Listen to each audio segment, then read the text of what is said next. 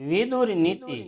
હે રાજન, માણસને બહુ જ મોટી હાનિ પહોંચાડ્યા પછી તેની સાથે વેર બાંધીને મનુષ્ય એવી હૈયા ધારણમાં ન રહેવું। હું તો તેનાથી બહુ જ દૂર બેઠેલો છું। તે મારું શું બગાડે લેવાનું છે? સ્ત્રીઓ, રાજાઓ, સાપો, સ્વામી, શત્રુ, ભોગ અને આયુષ્ય, આ બધા પર કયો બુદ્ધિમાન વિશ્વાસ કરી શકે છે?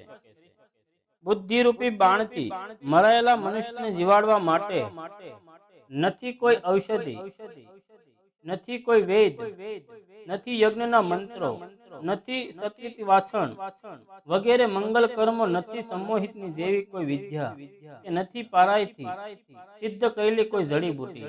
હે ભરતભૂષણ, સર્પ, અગ્નિ, સિંહ અને પોતાના કુળમાં જન્મેલી વ્યક્તિ આ બધા અત્યંત તેજસ્વી હોય છે। તેથી મનુષ્ય એમનું અપમાન કદી કરવું નહીં। જય શ્રી કૃષ્ણ।